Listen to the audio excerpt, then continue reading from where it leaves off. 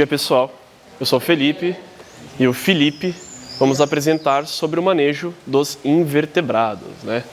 Então, Phil, por favor. Temos algumas representações aqui de quem são os invertebrados, né?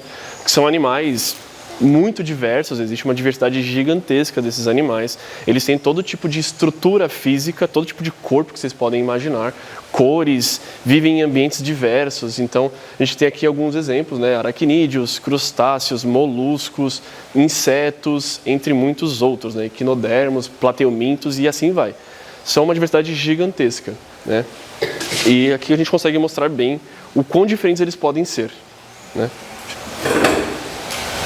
Então, temos as características, né, deles, que são animais que não possuem um esqueleto interno. Alguns grupos possuem o exoesqueleto, né, o esqueleto externo. Outros possuem estruturas calcificadas, mas não possuem um esqueleto oficialmente, um esqueleto interno, né? São animais que ocorrem no planeta inteiro, em todos os ambientes naturais ou artificial, urbano, sempre vão aparecer animais, algum invertebrado aparece. Inclusive, temos exemplos de animais que vivem nas geleiras, como uma espécie de mosca, ou também um tipo de verme que vive congelado na maior parte do tempo. Temos animais no fundo do mar, temos nos ambientes mais áridos, mais secos, nos ambientes mais congelados, enfim, em todos os ambientes possíveis do planeta. Foram os primeiros animais a surgirem, os primeiros animais multicelulares a surgirem no planeta, né? Então, a partir da evolução que teve a divisão celular, começaram a surgir esses invertebrados e começaram a povoar o planeta. Desde então, tomaram conta praticamente, né? São os animais que nós temos maior diversidade de espécies, né? Maior número de espécies e também de indivíduos, né? Que a maioria dos invertebrados consegue se reproduzir muito bem. Então tem muitos indivíduos de cada uma das espécies, né? E vale ressaltar os besouros, que têm 350 mil espécies já registradas, né? Então talvez ainda mais espécies para identificar. Então dá para entender o quanto de espécies tem entre os invertebrados, né? A maior parte dos animais existentes são os invertebrados, né? Como eu estava falando. E existem alguns representantes que chegam a ambientes extremos, extremo de calor, extremo do frio. No caso aqui eu estou falando do nosso amigo que está aparecendo na imagem, o tardígrado, que também é conhecido como urso d'água, um animal muito curioso. Ele é microscópico, sobrevive a extremo calor, extremo frio e também ao vácuo. Também é capaz de sobreviver a radiações, a altos níveis de radiação. Então é um invertebrado bastante interessante para a gente mostrar para vocês. Agora, para o nosso manejo, né, sobre o nosso manejo, nossa sala dos invertebrados contempla principalmente as baratas. E para quem não me conhece, eu sou o professor Barata e não é à toa. São as minhas favoritas, as minhas amadas baratas. Aqui começamos pela barata gigante, bem vistosa, possui asas, mas não voa, não é capaz de decolar. Ela usa mais para retardar a sua queda ou para atingir uma distância maior entre um espaço e o outro. Aqui conseguimos ver adultos e ninfas. Aqui uma que acabou de trocar de pele, clássico, é bem bonito de ver. A barata branca, né? Não existe a barata branca, é sempre quando elas estão trocando de pele, elas ficam assim. E na ficha técnica, né, o nome mais conhecido é barata gigante. Alguns lugares chamam de barata das cavernas, entre outros, mas é quase que oficialmente só como barata gigante. O nome científico vocês não vão querer saber, né? E a ocorrência ela é nativa daqui da América do Sul, mas também ocorre na América Central. São onívoras, como a maioria das espécies das baratas, preferindo, né, detritos, que são mais fáceis de adquirir, não precisa ficar procurando, não precisa caçar, né? Tem no solo mesmo das florestas. São baratas que vivem principalmente embaixo das folhagens, embaixo da serrapilheira, não têm hábitos fossoriais quando adultas, né? Ainda conseguem subir um pouco nas árvores, mas não são tanto disso. Pode passar, Fio. Aqui temos o exemplo do nosso terrário, né? Como substrato, nós usamos a casca de pinos. Evitamos o uso da terra vegetal porque ela pode causar fungos e mantém a umidade muito alta, além da sujeira. A casca de pinos já é suficientemente ideal para elas, tem vários benefícios por ser inerte, então não funga.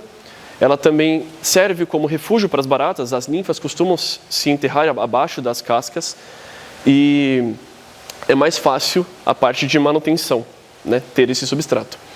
Como os refúgios, a gente adiciona alguns vasos, né, de ponta cabeça, a gente consegue quebrar alguns, fazer uma toquinha, e outros a gente deixa só o vaso mesmo de ponta cabeça, elas conseguem entrar pelos buracos de cima ou passando por baixo, cavando, né? Elas conseguem. Então, também podemos colocar algumas rochas, podemos colocar troncos, elas conseguem se virar com praticamente qualquer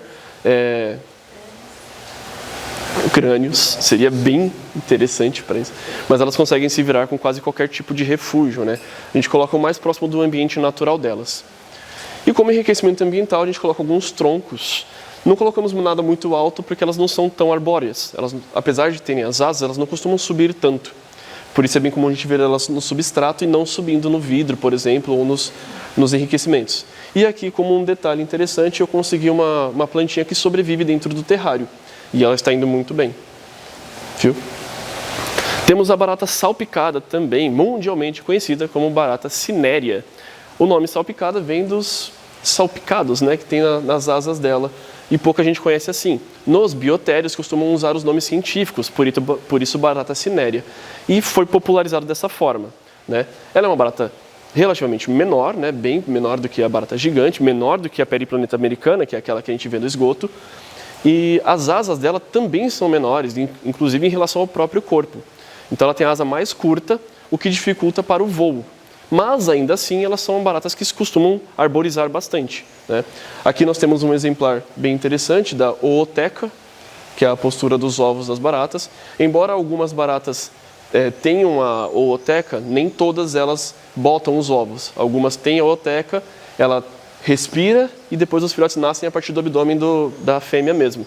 Então são várias espécies e vários tipos de reprodução. Ela é nativa da África e tem ocorrência exclusiva lá. Se tiver aqui no Brasil é invasora, né? Mas eu nunca vi em ambiente livre. Também onívora, sendo um pouco mais liberta de frescura, digamos assim. A barata gigante, ela ainda escolhe melhor os alimentos, só que a cinérea come qualquer coisa, literalmente. A gente colocou já enfeite de plástico, ela comeu. Então, qualquer coisa elas comem. Aqui também o terrário delas, como vocês podem ver, a gente já colocou galhos mais altos, elas sobem. Qualquer coisa que colocar para elas subir, elas vão gostar. O substrato é o mesmo da barata gigante.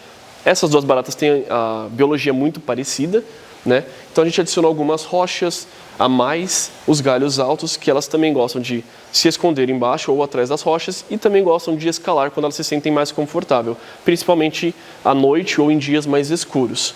A plantinha que eu falei está aqui, funcionando muito bem, né? E o enriquecimento ambiental, temos a planta que ela pode acabar se espalhando para cá, vai fazer um matinho, para elas é ótimo. As rochas, os galhos, que vão ajudar no exercício que elas costumam fazer, né? Se esconder, subir, elas adoram isso. Viu? E a de Madagascar, a barata mais famosa que existe.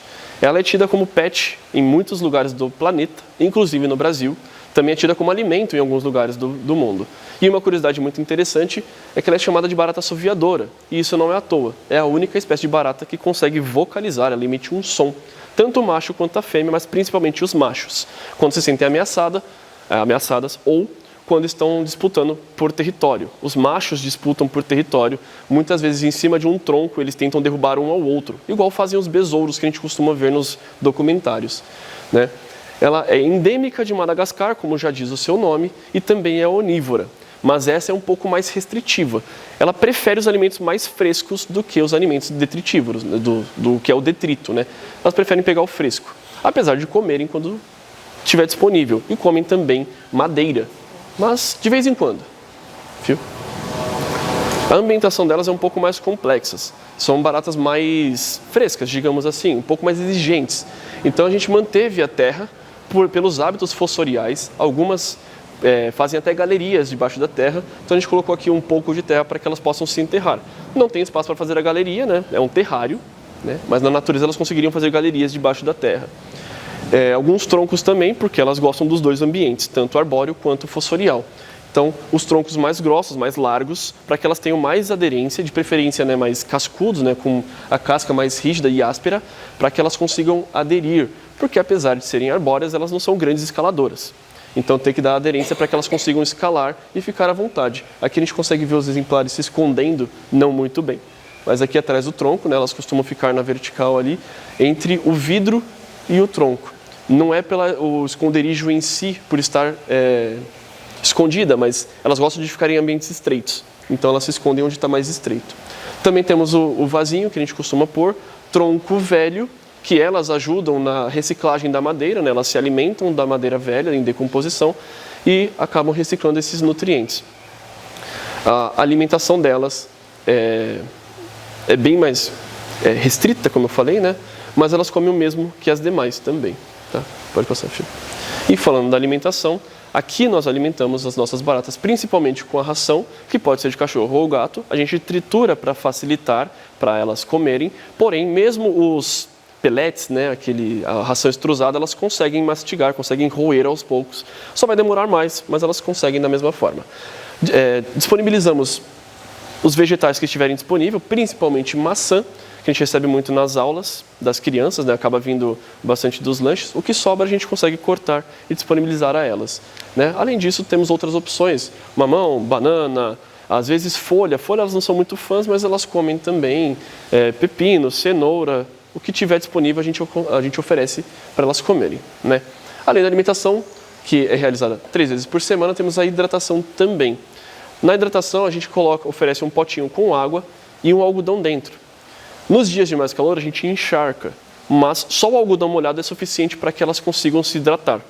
Além disso, a ideia de encharcar é para manter a umidade no ambiente, elas gostam de ambientes úmidos. Então a gente também borrifa no terrário um pouco de água, pelo menos 3 vezes por semana, ou dependendo do calor, né? Quanto mais quente e seco, mais a necessidade dessa umidade. Tá? Viu? E aqui temos a caixa de manejo, que fica dentro da salinha de manejo lá nos fundos do Invertebrados. É uma caixa com um ambiente minimamente sustentável para elas. Elas só precisam desse ambiente para que possam sobreviver e reproduzir. Não é o mais adequado, também não é o mais estético, mas é o que elas precisam para sobreviver e conseguir reproduzir. E reproduz bem. E é uma caixa bem backup, porque a reprodução delas aqui ajuda a manter a população caso da disposição, no terrário de disposição, esteja diminuindo por causa das mortes. Então a gente vai repondo conforme necessário, né? E o ambiente é bem diferente, mas as necessidades são as mesmas, né? Temos a bandeja de ovos, né, que elas usam de refúgio e também ajuda a manter a umidade no ambiente. O substrato é a vermiculita, que é estéril e é simples, é fácil de fazer manutenção, suja menos e elas conseguem se enterrar também.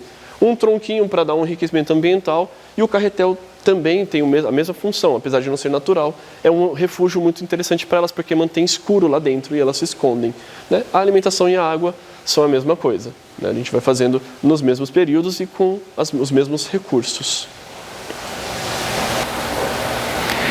Beleza, então continuando aqui falando sobre o nosso acervo vivo, né, que a gente tem aqui no parque, falando agora um pouco sobre alguns moluscos que a gente tem aqui, né? Então, primeiro o escargot, que normalmente, né, as pessoas conhecem com esse nome mesmo, escargot. Ele é uma espécie de caracol, também conhecido como caracol de jardim. Ele ocorre principalmente ali, na verdade, originalmente, né, ele vai ocorrer na Europa. Ele não é um animal nativo aqui do Brasil. Então, ali na região mediterrânea, aquela região ali, ele é muito conhecido, essa espécie aí, por ser alimento em algumas regiões do planeta, né? Então, ali na Europa mesmo. Então, se você pesquisar no Google aí sobre escargot, provavelmente a maior parte dos resultados que você vai encontrar de primeira vai ser sobre como preparar escargot, pratos envolvendo escargot. Porque é muito difundido lá. Aqui não fez tanto sucesso, até onde eu sei, mas ele é um animal comestível, né? Aqui a gente tem só para fins didáticos, né? Então a gente cria alguns aí, né? Quando você vai criar para alimentação, existe toda uma técnica especial, assim, tanto de a parte de limpeza, higienização, enfim, né? É curioso também, mas aqui a gente mantém alguns exemplares, né? E a alimentação dele, assim como das baratas, é onívora também. Então, ou seja, ele vai comer matéria vegetal, tanto folhas verdes, né? Folhas novas, folhas velhas que às vezes caem no substrato também. Frutos, animais mortos também, algumas vezes eles comem, tá? Então, basicamente é um detritívoro também, assim como as baratas. Então, tudo quanto é detrito, né, que for cair ali na região, no habitat dele, ele vai acabar se alimentando. Aqui a gente tem um filhotinho, né? Então, eles nascem desse jeito, ó, dos ovos, né? É um animal que coloca ovos, e aí dos ovos já vai nascer um bichinho desse tamanho não, desse jeito aqui, só que bem pequeno. Então, é uma miniatura do adulto, ele já nasce com a concha, inclusive, isso é uma coisa bem interessante, né? Então, a concha já nasce com ele, e ela vai se desenvolvendo conforme o animal também vai crescendo. O corpo do animal vai crescendo, a concha também vai crescendo, né? Então, isso é um bebê escargot. Aqui é o ambiente, né? A ambientação onde a gente mantém eles. Então, o substrato que a gente usa é a terra vegetal mesmo. Nesse caso do escargot é tranquilo, principalmente porque facilita na postura dos ovos, tá? É o lugar onde eles põem os ovos, né? Na terra. Então, já naturalmente é assim. A gente usa pedras lisas também, né? Tem algumas aqui. Por que lisa, né? Então, o ideal é sempre um substrato liso, porque é um animal que se arrasta, né? Ele secreta muco para facilitar a locomoção dele, então ele vai se arrastando, mas quanto mais liso for o substrato, melhor para ele. Então, facilita, no caso, a terra e a pedra lisa para ele se locomover melhor, né? Como refúgios, a gente usa tocas feitas de, pode ser madeira, pode ser até rochas maiores mesmo. Aqui a gente usa também um material que vem de palmeiras. Essa estrutura aqui é a própria fibra da palmeira mesmo que a gente encontrou. E é interessante porque, além dela ser lisa, eles conseguem se locomover muito bem nesse tipo de material, principalmente quando a gente umedece, mas ela não funga também. Então ela tem essa propriedade bem bacana. Como o ambiente tem que ficar muito úmido, né? A gente vou falar um pouquinho sobre isso, mas o legal é algo que não gere fungos, né? E também como enriquecimento a gente pode colocar outras rochas. A gente tem uma rocha maior onde eles escalam e o próprio vidro eles escalam muito. Então dá para ver assim constantemente, a gente vê o caminho deles aqui pelo vidro. Dos vidros de recintos que a gente limpa, né? A gente limpa todos. Sempre que necessário, mas o do escargot ele é constantemente necessário, porque eles caminham mesmo pelo vidro, até pela tampa, então aqui, né? Exatamente. Então é bem comum, o vidro é bem liso, né? Então para eles é uma maravilha, principalmente quando a gente umedece.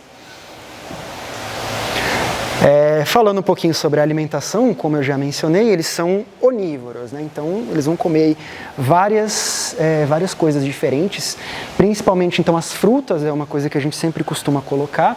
Das frutas é a mesma das baratas, basicamente, não tem muita diferença. Então é maçã, melão, pera, alguma outra fruta diferente também funciona, mas no geral a maioria das frutas eles vão comer, que ele está comendo uma maçã, né? Folhas escuras, então couve, catalônia, almeirão, eles gostam muito e principalmente também dá um complemento no cálcio, né? Essas folhas elas costumam ter cálcio, para a concha deles é importante também, então é bacana, né?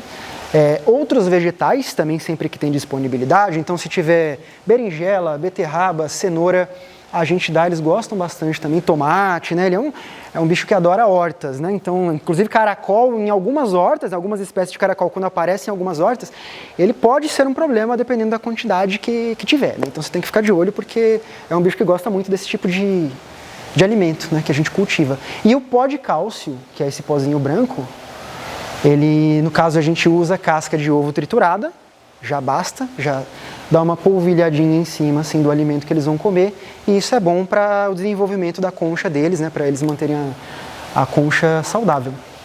A umidificação também 3 vezes por semana é padrão, né, pelo menos 3 vezes por semana, ou sempre que for necessário. Como é um bicho que depende muito da umidificação, a gente nota inclusive que assim que a gente umidifica, eles ficam mais agitados, eles ficam mais ativos, eles se movimentam mais. Então, nesse caso é muito importante nesse bicho aqui para manter ele, né?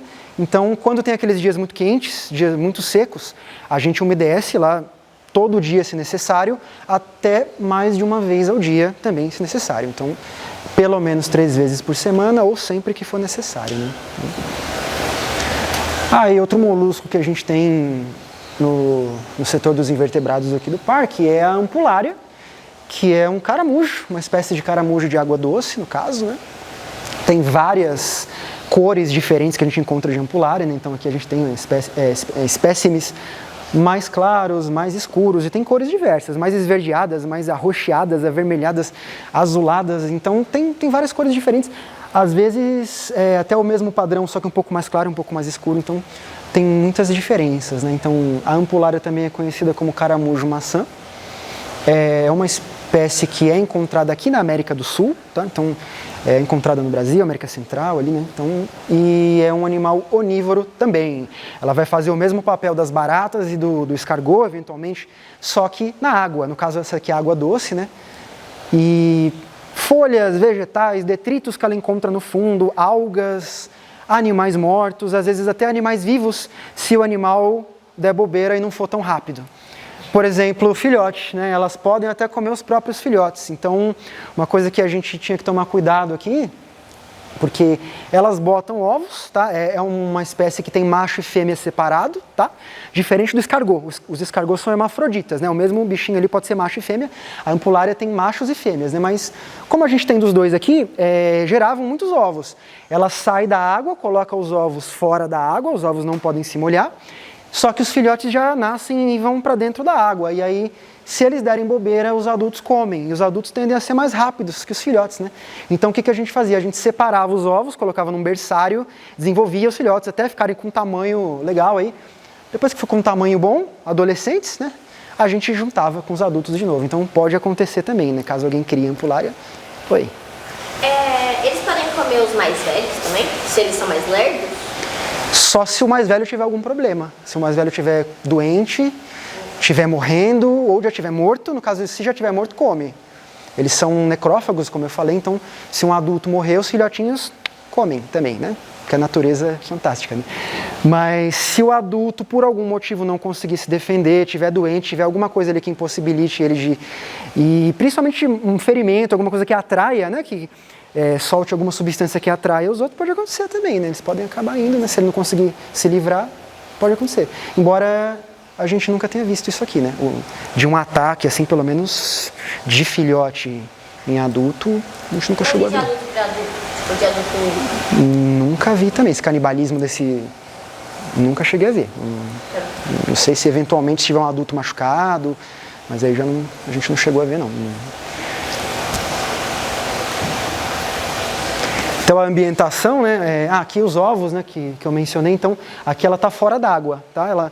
Tanto que é bom deixar pelo menos uns 4 dedos de espaço no aquário, além do nível da água, né, para ela subir justamente. Se não tiver esse espaço, se eu deixar a água até a boca ali, digamos, né, até a parte de cima do aquário, elas vão sair do aquário para procurar outro lugar para colocar os ovos. Então o legal é deixar um espacinho justamente para elas subir e elas põem essa massa de ovos, são vários ovos juntos, aqui tem vários, né? E isso aqui fica fora da água mesmo, não pode molhar. Se molhar, inviabiliza, né? Ou seja, estraga os ovos. Então, ela sai, coloca os ovos, depois ela volta para a água. Isso é normal, tá? Na ambientação, né, que a gente usa, então, é um aquário padrão, né, um aquário normal. E nesse aquário a gente coloca como substrato. O ideal é essa areia própria para ampulária. Isso é vendido em loja de aquário, né? Então, eles têm vários tipos de substrato para vários animais diferentes. Para ampulária também tem lá. É um tipo de substrato específico para elas, que encontra fácil, né?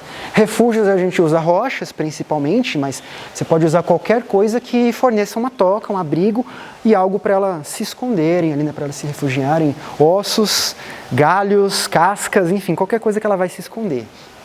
Como enriquecimento ambiental, além disso, né, que já é um enriquecimento, esses tipos de refúgios, pode colocar plantas aquáticas também, porque elas vão escalar essas plantas e elas até podem se alimentar de algumas plantas, né? E tem que tomar cuidado, então, até com a planta que você coloca. Às vezes tem planta que elas podem acabar comendo, né? A água, né, como todo aquário, ela vai ter uns parâmetros específicos. A gente vai falar um pouquinho rapidamente sobre isso aí. Então, é um bicho que também você tem que fazer testes lá e ver os parâmetros. Não é simplesmente só jogar na água e se vira. Mas é bem resistente. É um bicho mais resistente que peixes, né, que outros animais. E a bomba com filtro também. Aqui tem um tipo de bomba, né, que a gente costuma usar. Uma bomba bem comum, bem padrão também. E a bomba, ela é mais para manter os parâmetros mesmo, para filtrar a água, né, para garantir a qualidade da água, porque embora ela gere a oxigenação, né, pela movimentação da água, a ampulária ela também respira por um sifão. Então dá para a gente observar, às vezes quando a água está muito parada, ela tem um sifão bem longo, parece um canudo, e ela chega na superfície e ela consegue puxar o oxigênio que está no ar mesmo, então ela consegue respirar, né, o oxigênio do ar. Então elas não vão morrer por falta de oxigenação se a água estiver muito parada. Então nesse caso é um bicho mais tranquilo de manter.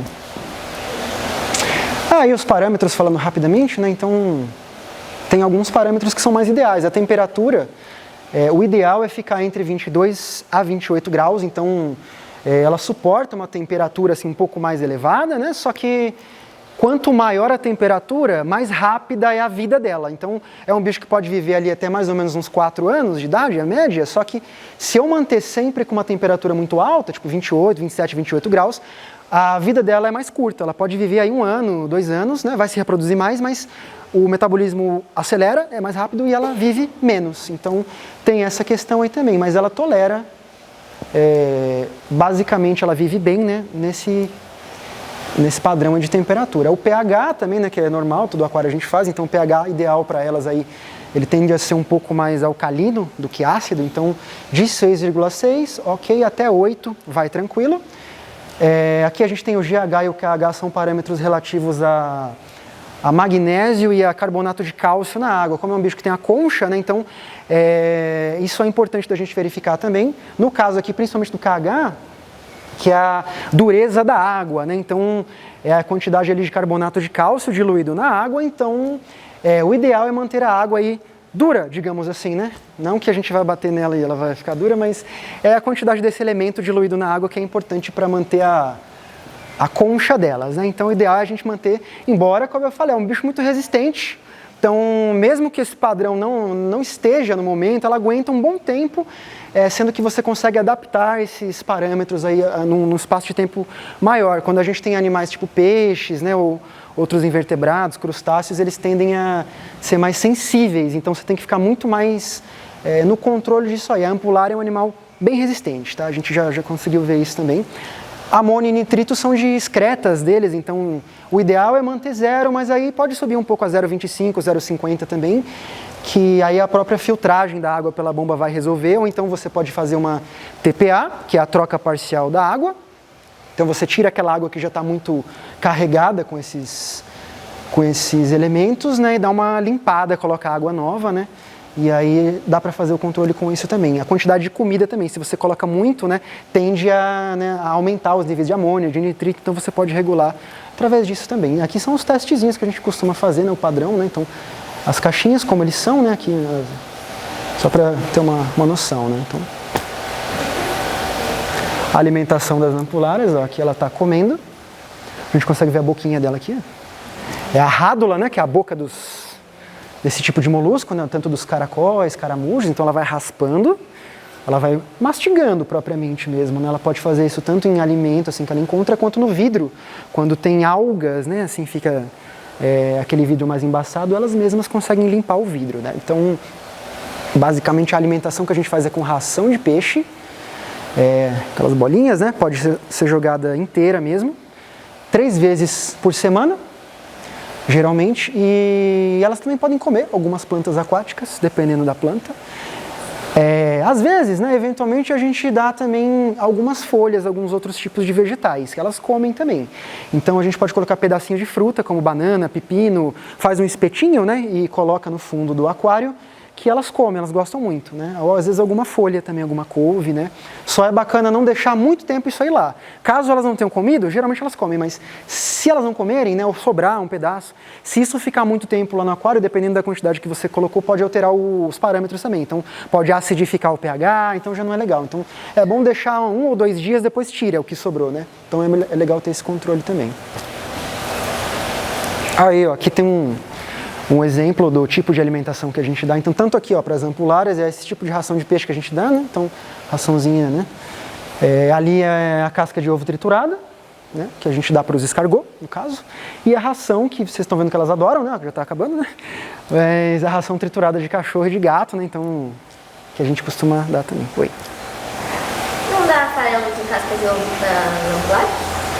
Não, para as ampulárias a gente não dá para elas comerem, mas a gente pode colocar em algum potinho coberto com uma tela, né, uma redinha, para que esse cálcio da casca de ovo ele acabe se misturando, diluindo, né, na água também. Isso ajuda, isso é legal. A gente até tem lá também, de vez em quando a gente coloca, isso pode contribuir também para esses parâmetros, né, de KH, GH, então dá para fazer, mas comer propriamente, sinceramente, eu nunca vi elas comendo isso, tá? Então, igual os escargot. Então, como isso tem que ficar contido em algum lugar, porque se jogar na água, vai acabar diluindo, indo para o filtro, então não adianta, né? Então, acredito que não.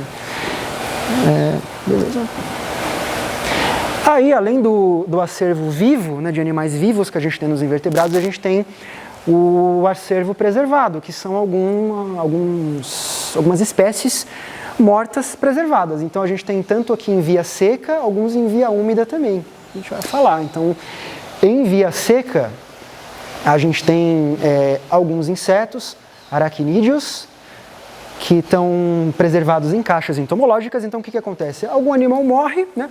Ou a gente encontra, às vezes morto, ou o nosso próprio acervo acaba morrendo. Se ele estiver bonitinho, bem preservado, a gente coloca em formol por um tempo, para os tecidos serem preservados. O formol vai preservar esses tecidos, né? Então ele não vai se decompor. Então, solução de formol por um tempo ali. Isso pode variar de acordo com o tamanho do bicho, então pode ser ali uma semana, 2, dependendo do tamanho do bicho, né? Alguns bichos maiores, como o bicho-pau, aqui por exemplo, alguns besouros, a barata, a gente pode injetar também, deixa ele, os tecidos se preservarem, depois a gente tira, organiza ele bonitinho no isopor e aí ele vai secar e vai manter a posição que você deixou. Então a gente tem vários grupos de insetos diferentes lá preservados nos invertebrados, bicho-pau, louva-a-Deus, baratas, gafanhotos, então é interessante para ver estruturas diferentes desses animais, como as asas abertas, né, de alguns besouros, por exemplo, né? Tem uma caixa entomológica de aracnídeos também, que é bem bacana, bem interessante, tem peles, né, que são as exúvias, né, a pele que ela troca, né, a pele que sobra, a gente chama de exúvia. Tem algumas aqui de escorpião, de aranha, então são um material bem bacana, né? E se você cuidar bem, ele dura teoricamente para sempre, né? A gente vai falar como é que cuida certinho desse material. E aqui algumas borboletas e mariposas, então tem aqui a parte da pulpa, né? A casca da pulpa. O adulto, né? Então a gente tem aí também, que é sempre bacana de ver. Muitas vezes a gente não consegue chegar muito perto desses bichos em vida, né? Na natureza, então é uma oportunidade de conseguir chegar perto e ver alguns detalhes aí, né? Aqui a gente tem aqui em cima o acervo em via líquida, né? Que a gente diz que é preservado direto na solução de formol com álcool, né? Faz uma soluçãozinha lá e aí pode deixar ele desse jeito mesmo, nessa solução. Então a gente tem também alguns materiais, alguns aracnídeos, larvas de inseto. Isso é bom principalmente para preservar larva de borboleta, né? Animal que tem um corpo muito mole. Se eu for tirar para preservar assim, ela vai murchar.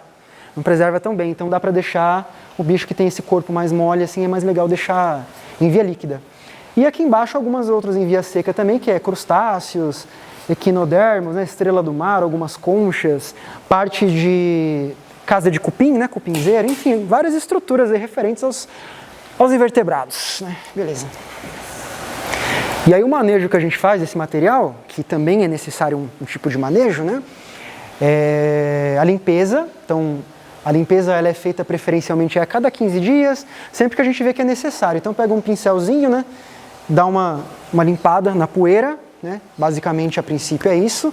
Se quebrar alguma coisa dá para consertar, é só pegar uma cola de contato, né? Dessas que colam rápido, dá para colar tranquilamente, também dá para consertar, né? Dependendo do que quebrar. E é legal também manter naftalina no ambiente que ele tiver, na caixa, né? E também um pouco de sílica é legal também, porque a sílica ela vai manter o ambiente seco, porque se der umidade pode mofar, e o mofo destrói esse tipo de material. E a naftalina ela vai espantar alguns insetos parasitas que podem ir lá corroer. Então tem forídeo, tem bichinho que acaba indo lá e corroendo esse material. Forídeo não, me fugiu o nome, mas enfim. São bichinhos bem pequenos que a gente não percebe. Quando você vai olhar de perto, você vê furos. Seu material está todo furado, estragado. Eles fazem túneis por dentro do... Então... a naftalina espanta esses bichinhos também. Até barata, muitas vezes as baratas podem entrar e acabar roendo alguma coisa. Então é bacana manter esse material aí, a naftalina se repõe, né? A sílica também. Isso aí. E por último, aqui eu não liberei direitos autorais, por isso está cobrindo meu rosto, tá? Mas tudo bem. A última parte do manejo que a gente faz todas as vezes, né? Preencher as planilhas. Então isso é o controle que a gente tem. As planilhas elas existem em todos os recintos que a gente tem aqui, nos invertebrados também, para a gente ter o controle do que foi feito, né? Então tudo que foi feito no dia de manejo, ou não, até mesmo no dia que não é manejo, né? No dia que a gente só simplesmente olhou para ver se está tudo certo, a gente anota. Então tudo isso é registrado. Então, como tem muitas espécies diferentes na sala dos invertebrados, a gente tem uma planilha para cada espécie também. Então tem da barata gigante, da barata de Madagascar e assim por diante, até mesmo os parâmetros da sala. Então a gente anota a temperatura e a umidade da sala no dia também. Então essas planilhas, como eu falei, são anotadas todo dia. Depois o responsável pela sala ali assina e depois tanto o biólogo responsável quanto alguma das APs assina também, para ficar uma verificação ali bem registrada do que foi feito. Então, tudo que a gente faz nesse recinto é anotado, tá? Então, tanto do básico, que a gente faz todas as vezes, alimentação, padrão, umidificação, anotado quanto alguma coisa diferente, ou uma observação diferente que aconteceu, nasceu ali, filhote, enfim, morreu, a gente anota tudo, né? E, basicamente, é isso. Obrigado. Valeu.